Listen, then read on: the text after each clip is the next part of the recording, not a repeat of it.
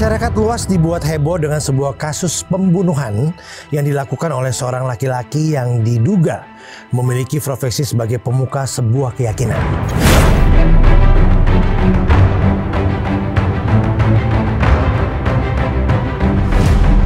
Yang mengejutkan, Rudolf tertangkap kamera CCTV dalam keadaan tersenyum membunuh seorang wanita yang diduga teman dekatnya. Masih diselidiki apakah motif yang menyebabkan Rudolf dengan sadis membunuh temannya sendiri. Dugaan pertama karena dendam, sementara dugaan lainnya karena merasa dikhianati. Adakah sosok atau sisi lain di belakang Rudolf?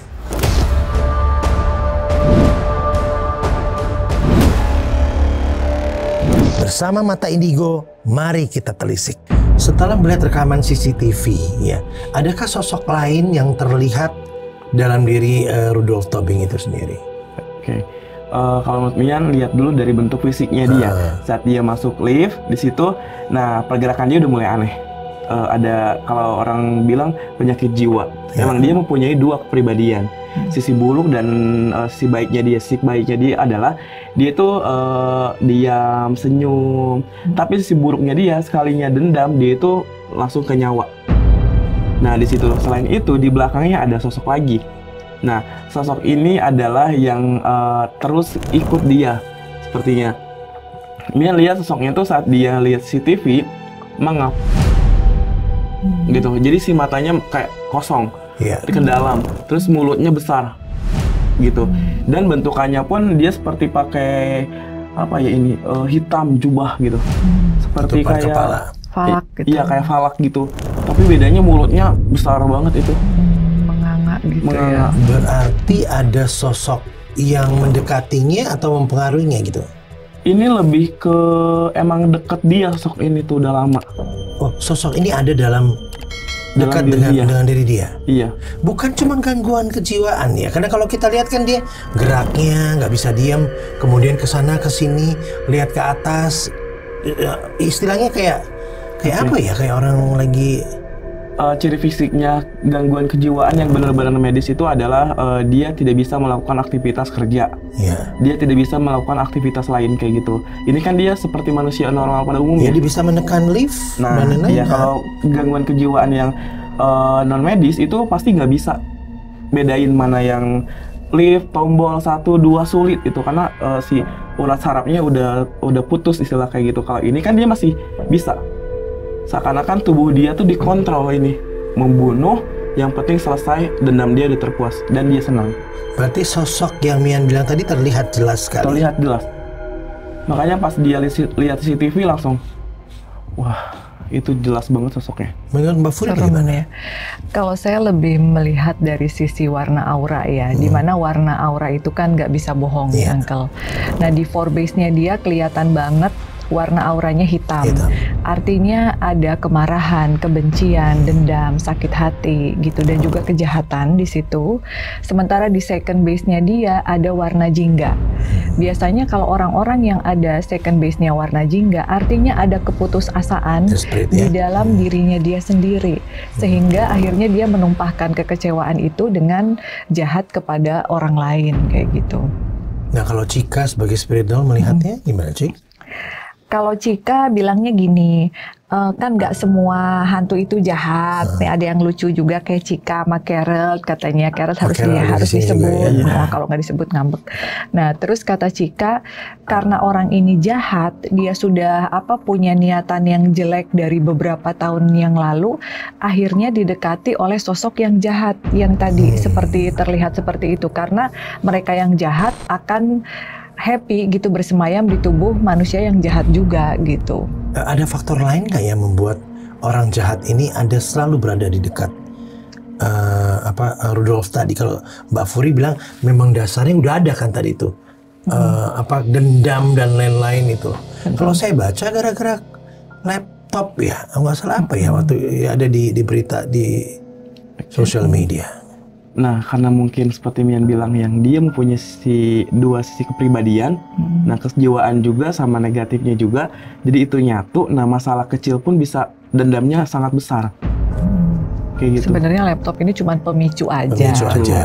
Betul, pemicu dari perasaan desperate dia. Terus dia juga mungkin ya pengen ngambil uang juga gitu ya. Dan sosok jahat ini juga terlalu menguasai gitu, dominan kayak gitu. Kayak hati nuraninya tuh nggak jalan gitu. Ya, karena dia sampai membawa korban masuk ke dalam kamar di apartemen, ya, dibungkus secara rapih. Nah, waktu itu didorong juga, dikeluar pakai troli. Troli, betul. Ya, sangat cukup rapi terlihatnya seperti itu gitu loh. Kalau saya sempat baca juga, Rudolf ini sendiri memiliki trauma masa kecil. Nah, itu juga bisa Iya kan, ini menarik gitu ya.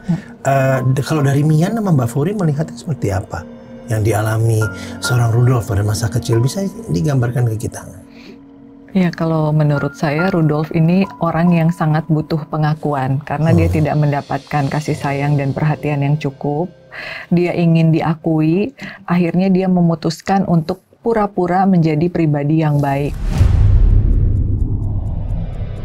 Dia pilihlah salah satu status, mungkin dia sebagai apa, padahal kan kita sendiri nggak tahu betul atau tidak dia sampai selesai gitu kan. Nah, dengan cara seperti ini akhirnya dia mengelabui untuk bisa berbuat jahat sama seperti orang-orang yang pernah menyakiti dia dulu di masa kecil. Orang tuanya pernah menyakiti waktu kecil kan? Betul, jadi ada dendam, ada sakit hati, seperti itu sih. Mungkin kan lihat dari Air Putih, lihat gambaran dia masa kecil, seperti prosesnya. Karena emosinya kan meledak ya. Betul. Meledak. Malang banget ya masa kecilnya dia. Jadi kayak dia tuh penuh tekanan, gak bisa cerita ke siapa-siapa seperti Mami bilang tadi. Terus juga saat punya pendapat gak ada tuh sama orang sama sekali yang simpati atau ngehargain dia gitu. Kayak dia tuh seorang diri tapi dia pendam terus rasa sakit, kecewaan. Apalagi ada orang yang ngehina fisik dia waktu kecil dan dia cuma bisa terima. Dia tuh sabar dulu tuh, orang yang sabar kan. Tapi di situ dengan kesabarannya dia, dengan kebaikannya dia, seketika merubah semuanya 100% menjadi orang yang jahat. Iya, dendam. Karena mau sampai kapan dia seperti ini, dan dua kepribadian itu jadi datang. Kepribadian ganda gitu ya. Iya.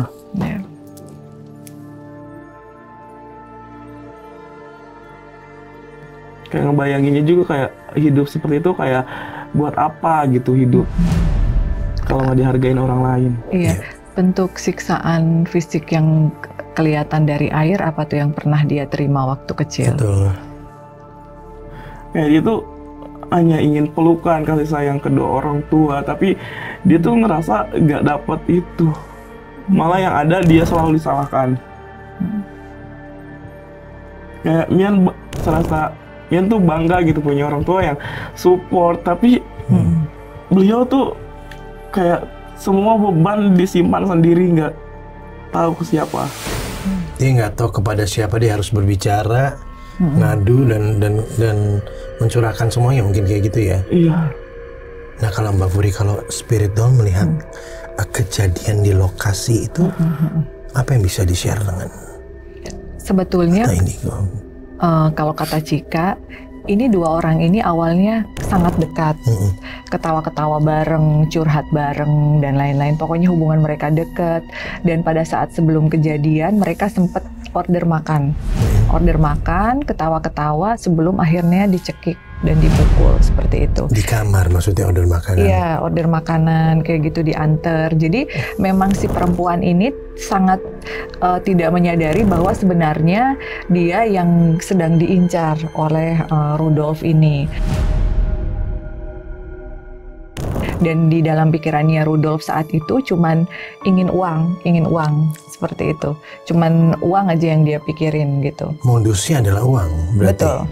Modusnya adalah uang, karena menurut Rudolf, kalau dia tidak berpura-pura sebagai sosok itu, sosok pemuka agama, mungkin si perempuan ini juga bakalan underestimate gitu. Dia juga nggak pernah dianggap sebagai orang yang bisa berteman gitu dengan golongannya si korban ini kayak gitu. Jadi lebih ke sakit hati gitu. Tapi tidak ada perasa penyesalan yang terlihat pada saat dia keluar dari kamarnya turun menuju ke lobi dengan troli itu ya?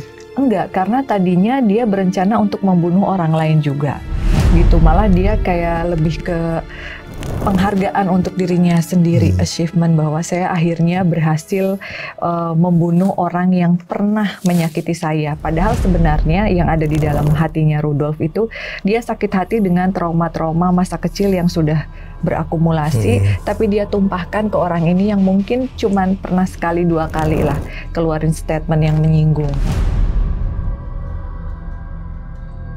Mian bisa cerita apa lagi ataupun apa yang bisa di-sharing dengan kita? Di sini Mian barusan dapat gambaran, entah itu fakta atau emang cuman penglihatan saja.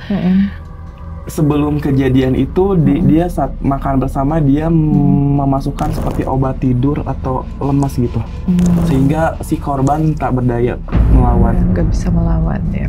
Mungkin bisa dicek nanti dari medis atau untuk korban apakah benar gitu ada obat yang masuk ke dalam tubuhnya. Nah tadi Mian sempat bilang tentang sosok jahat yang ada dalam diri Rudolf. Sosok jahat ini bisa pergi kah? Atau dan Rudolf bisa berubah nggak kalau dia nggak ada? Dia akan tetap. Karena rasa sakit yang dia terima semasa lalu dari kecil, ini kesempatan buat sosok ini untuk bersamanya dia. Trauma dan rasa dendam itu yang menyebabkan sosok ini terus ada dalam tubuhnya. Dan menyesatkan itu kan. Yang seharusnya ditolong tapi jin dan iblis malah masuk. Tapi kejadiannya tadi Mbak Furi bilang kan, Mian tadi bilang kan sempat memasukkan obat, lalu Mbak Furi bilang sempat order makanan dulu. Lalu dalam proses pada saat kejahatan itu berlangsung, saat dia lelah dan mulai tertidur. Jadi sudah betul-betul direncanakan sama Rudolf. Dan lalu dimasukkan ke dalam tas yang seperti kita lihat dalam troli itu ya. Iya. Ada yang lain nggak yang bisa di-sharing lagi? Kalau Mian lihat itu nggak sih, kalau kakak sih ngelihat ada satu peristiwa yang selalu Rudolf ini ingat dari masa kecilnya. Waktu dia disuruh berdiri di dekat pintu di ujung sudut sebuah ruangan, terus dia dipukulin. Nah jadi setiap kali dia pengen berbuat jahat kepada orang, itu dia selalu ingat peristiwa itu. Dia masih kecil, pakai celana pendek, pakai kaos belang-belang kayak gitu. Itu yang selalu dia remind gitu. Sehingga dia tidak memiliki penyesalan sedikit pun gitu pada saat dia melakukan tindakan kejahatan. Didikannya emang keras sih. Didikan orang tuanya. Ya. Jadi orang lain yang salah tetap dia yang salah kan. Bisa dilihat biasanya kan mata indigo bisa melihat ya, apalagi Mian ya, tentang mediumship-nya pada saat sosok yang berada di lokasi kejadian itu gitu loh. Oke. Dari emang sosok gitu tuh kayak membawa dia untuk terus dendam, bahkan ini targetnya jika nggak terungkap ini tuh bisa nyampe 5 orang lebih. Karena di situ setiap orang yang berkata salah pun bagi dia itu adalah sakit, dan dia harus balas. Sebelum dia belum puas dan terus harus. Si sosok yang mirip Falak itu bisa mediumship nggak? Untuk menceritakan. Karena kita lihat di CCTV ya, tidak ada rasa kepanikan sama sekali yang diperlihatkan oleh Rudolf ya, kalau kita lihat dari rekaman CCTV. Bisa mediumship, cuman suaranya mungkin agak kurang jelas, gak apa-apa. It's okay ya. Kita coba. Kita coba aja, nggak apa-apa. Kalau udah mulai nggak aman, suruh dia out. Ya.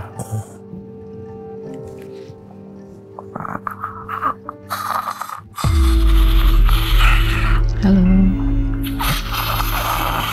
Kamu sosok yang ada di badannya Rudolf ya. tapi dia tuh kayak ngeluarin air liur gitu, banyak ininya, panjang gitu. Kamu senang Rudolf udah jadi penjahat kayak gitu? Ekspresinya senang banget.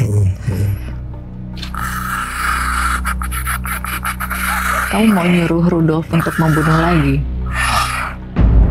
Iya, katanya. Sudah berapa lama? Udah berapa lama? 10 tahun?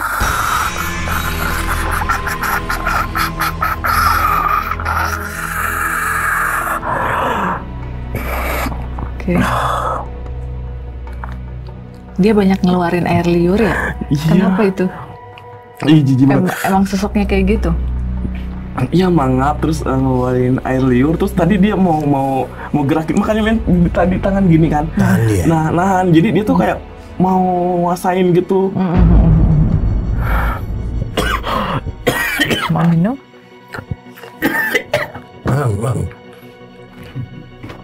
Boleh minta air putih ya? Air tolong putih. ya.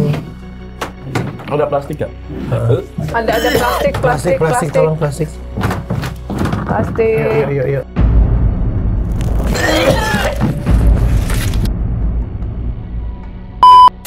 Kalau yang Mian lihat tadi pada saat dia masuk, dia kayak gimana perasaannya? Dia tuh kayak support banget si Rudolf itu supaya ayo bunuh mereka. Kayak gitu, makanya pas masuk ke dalam tubuh Mian, dia tuh coba kontrol tubuh Mian. Sama seperti dia memasuki tubuhnya si Rudolf. Dikontrol tubuhnya itu.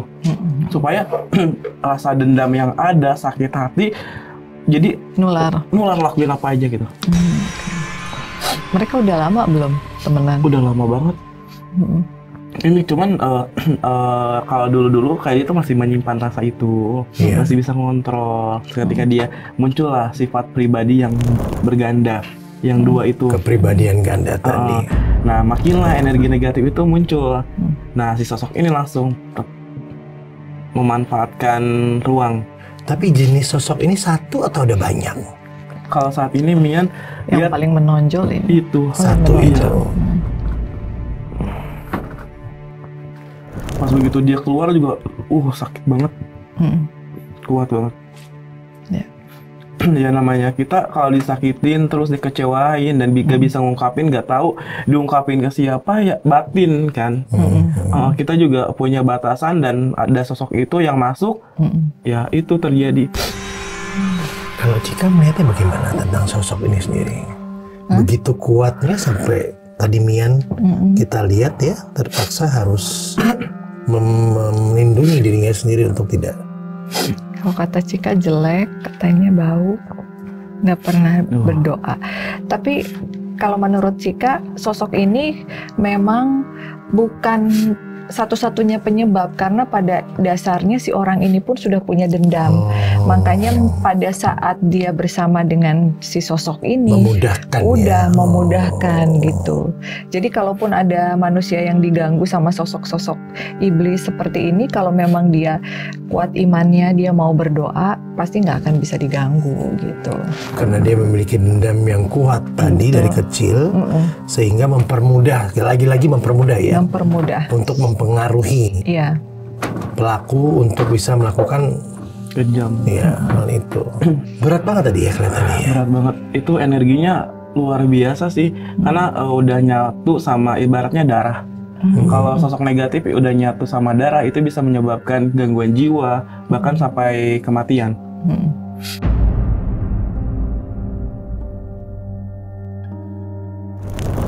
Tapi dia ini hanya mengganggu Rudolf aja kan kalau kita lihat ya.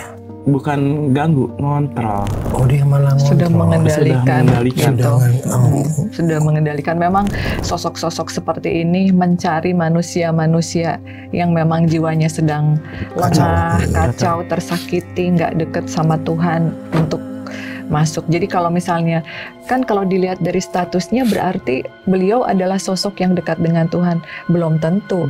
Kalau dia hanya memakai status tersebut untuk mengelabui orang, artinya kan dia sama sekali tidak memiliki kedekatan, betul. seperti itu. Makanya nanti di hari akhir itu banyak sosok negatif yang menghalalkan berbagai cara untuk manusia supaya mengikuti ke arahnya dia, ke arah negatif. Biar banyak temennya kayak gitu. Itu memang tujuan mereka ya. Iya, betul. Untuk pengikutnya lebih banyak, semakin banyak pada hari akhir nanti. Iya, betul. Tadi Mbak Furi juga bilang bahwa ini tujuannya nggak cuma satu orang sebetulnya kan? Betul, mereka mengganggu manusia, menggoda manusia. Ada beberapa orang-orang lagi yang akan dilakukan hal yang sama kan? Betul, seperti itu. Jadi kan sekarang ini banyak orang yang bilang bahwa saya tidak sengaja membunuh, saya membunuh karena saya mendapat bisikan. Banyak orang yang menyalahkan hantu gitu, spirit seperti itu. Padahal sebenarnya pemicunya ada dalam dirinya dia sendiri. Karena kalau saya sebagai anak indigo tidak setuju apabila ada orang melakukan tindakan kejahatan lalu menyalahkan sosok hantu atau spirit. Karena sebenarnya dia sendiri yang sudah memiliki niatan itu, karena jiwanya kosong, akhirnya bisa dikendalikan, bisa dikontrol, dan sama sekali tidak ada rasa penyesalan.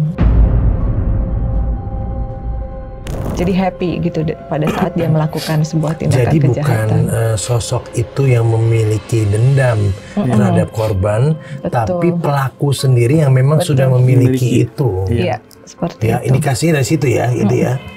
Hingga akhirnya ya mempermudah untuk mempengaruhi dia untuk melakukan tindakan itu. Iya. Waduh. Sampai batuk. Mau minum lagi Mian. Kayak energinya tuh masih berbekas gitu sampai sekarang. Berbekas ya. Masih aman. Ya Bang, tadi Mian bilang nggak bisa berbicara kan pada dasarnya karena memang lidahnya menjulur mungkin ya. Terus juga kayak kerongkongannya tuh sakit banget gitu. Jadi langsung ke dada tuh sakit. Kayak dicekek gitu. Pada saat tadi jadi medium tadi. Itu makanya langsung udah lepas. Tangan juga udah mau dikontrol nih. Wah, udah nggak bener nih katanya. Iya. Kalau makhluk-makhluk yang seperti ini rupanya dan kemudian bentuk rupa dan jenisnya ini memang hanya seperti itu, ada jenis-jenis lainnya lagi. Tadi kan memang satu kan ya. Tapi ada yang lainnya lagi yang kayak begitu gitu loh. Setiap bentuk makhluk tuh beda-beda. Tapi tujuannya satu. Tujuannya satu dan yang penting dia bisa menyesatkan manusia itu. Dengan emosi yang ada, dengan dendam yang ada, masuk lalu terhasut. Jadi yang awalnya ragu nih untuk membunuh, saat sosok itu masuk, oke, senyum. Inilah gunanya dari kekuatan doa tadi ya. Dan iman yang kuat supaya bisa menghalangi kalau misalnya dendam itu memang ada dalam jumlah yang tidak begitu banyak misalnya. Bisa ditekan dan bisa dibersihkan dengan iman tadi ya. Sehingga dia lebih kuat dan bisa menangkis itu. Nah ini memang sulitnya diusir dengan doa. Susah sih, soalnya ini udah nyangkut ke darah kalau Mian lihat. Jadi si urat saraf juga udah kena. Kalau psikolog kan kegilaan ya wajar karena dari hasutan itu udah masuk ke darah, si urat saraf terganggu, jadi kegilaan langsung mati. Jadi apa yang nggak ada yang bisa kita lakukan untuk orang lakukan? Ya ada, teman, prosesnya pasti lambat. Ya terus didoain, terus juga dibimbing gitu. Dan intinya manusia itu sendiri, Uncle. Baliknya ke manusia itu sendiri. Apakah dia mau menghilangkan rasa dendam, apakah dia mau bertobat dan juga berdoa. Kalau dianya sendiri nggak mau, sebesar apapun effort orang-orang yang ada di sekitarnya dia ya tidak akan pernah berhasil gitu. Jadi semua balik ke individu yang bersangkutan untuk mau berubah menjadi lebih baik atau tidak. Betul. Sehingga dendam yang pernah ada dalam trauma itu tidak akan menguasai dirinya sendiri. Iya. Itu yang teman-teman lihat ya. Iya. Pada kasus ini ya. Baik, teman-teman semua terima kasih udah menyaksikan Mata Indigo dan kami bertiga mengucapkan turut berduka cita buat keluarga korban tentunya. Ya, semoga mendapatkan tempat yang terbaik di sisi Yang Maha Kuasa. Amin. Sampai jumpa.